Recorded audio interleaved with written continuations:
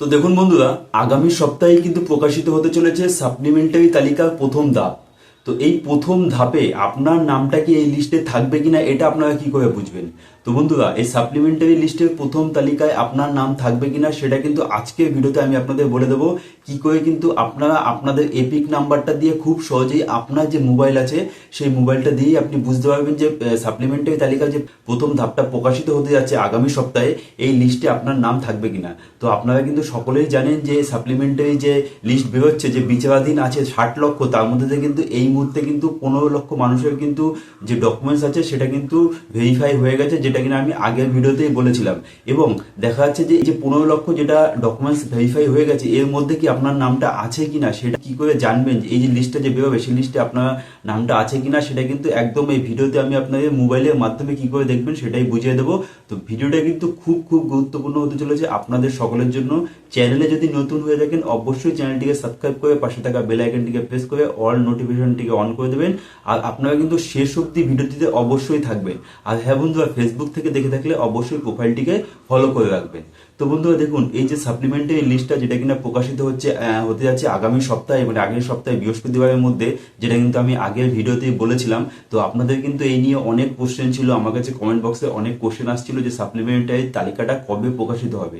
তার কারণ পশ্চিমবঙ্গে এখন কিন্তু প্রত্যেকটি মানুষের মাথায় এই কোশ্চেনটাই ঘুরছে যে সাপ্লিমেন্টারি তালিকাটা কবে প্রকাশিত হবে।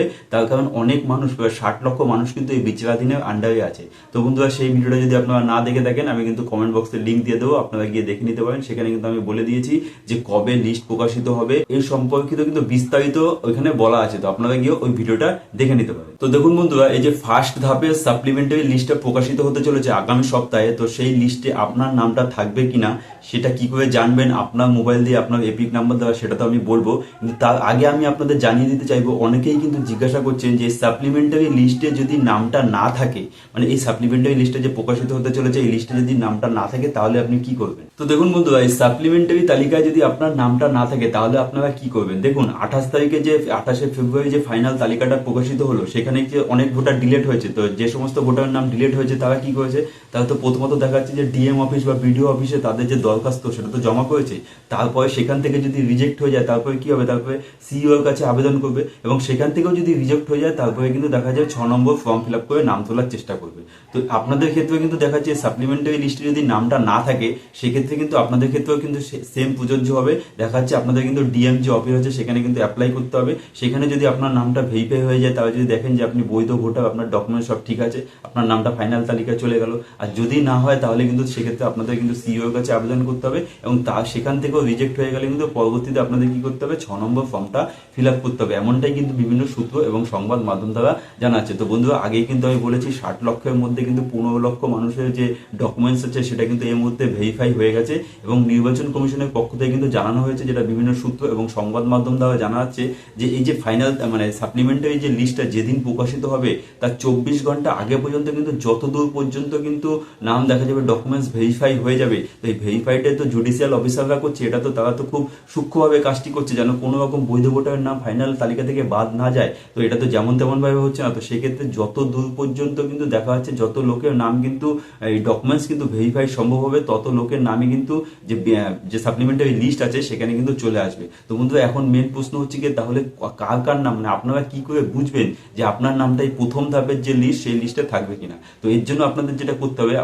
করতে হবে সোজা চলে আসতে হবে গুগল ক্রোমে চলে এসে কিন্তু এখানে টাইপ করতে হবে ইলেকটোরাল। দেখুন, এই আমি প্রথমেই করেছিলাম, এখানে লেখা আছে ইলেকট্রাল। এই যে ইলেকট্রালের উপরে কিন্তু এখানে এরকম করে সার্চ করে নিতে হবে। সার্চ করার পরে দেখুন এইখানে একটা অপশান চলে আছে search in electoral election commission of India. এইখানটা কিন্তু আপনাদের ক্লিক করে দিতে হবে।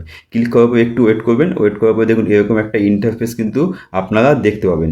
তো এই ইন্টারফেসের বাদিকে সবার প্রথমেই আপনারা দেখতে পাচ্ছেন ইওর এপিক নাম্বার। তো এই জায়গাটায় এইখানটায় কিন্তু আপনাকে আপনার যে এপিক নাম্বারটা আছে সেটা বসাতে হবে। বসানোর পরে এই যে ডান দিকে একটা অপশান দেখতে পাচ্ছেন স্টেট, এইখানে কিন্তু আপনি এখান থেকে একদম নিচে চলে যাবেন, এখানে এখানে আছে ওয়েস্ট বেঙ্গল, এখান থেকে কিন্তু আপনারা ওয়েস্ট বেঙ্গলটা সিলেক্ট করে নেবেন। সিলেক্ট করার পরে বাঁদিকে দেখতে পাচ্ছেন একটা ক্যাপচা কোড, এই ক্যাপচা কোডটাই কিন্তু সঠিকভাবে ডান দিকে যে এন্টার ক্যাপচা এখানে আপনাদের ফিল আপ করে দেবে। ফিল আপ করে দেওয়ার পরে সার্চ যে অপশান আছে এখানে যদি আপনারা ক্লিক করেন সঙ্গে সঙ্গে কিন্তু আপনারা দেখতে পাবেন আপনার নামটা যদি দেখা যাচ্ছে এই মুহূর্তে যে আপনার যে ডকুমেন্ট সেটা যদি ভেরিফাই হয়ে যায় তাহলে কিন্তু এখানে আন্ডার অ্যাডজুডিকেশনটা দেখাবে না। তো বন্ধুরা আবার বলে দিচ্ছি, যদি আপনার যে ডকুমেন্ট সেটা যদি দেখা যাচ্ছে যে আপনার ভেরিফাই হয়ে গেছে তো এখানে কিন্তু আন্ডার অ্যাডজুডিকেশন সেটা দেখাবে না। তো সেক্ষেত্রে কিন্তু আপনি বুঝতেই পারবেন যে আপনার যে নামটা সেটা কিন্তু এই যে আগামী যে সাপ্লিমেন্টারি লিস্টে যে প্রকাশিত হতে চলেছে আগামী সপ্তাহে, তো সেই লিস্টে আপনার নামটা কিন্তু আসতে চলেছে। তো বন্ধুরা আশা করি বুঝতে পেরেছেন। এই সম্পর্কিত যদি আপনাদের কোনো কোশ্চেন থেকে থাকে তাহলে অবশ্যই কমেন্ট বক্সে জানাবেন।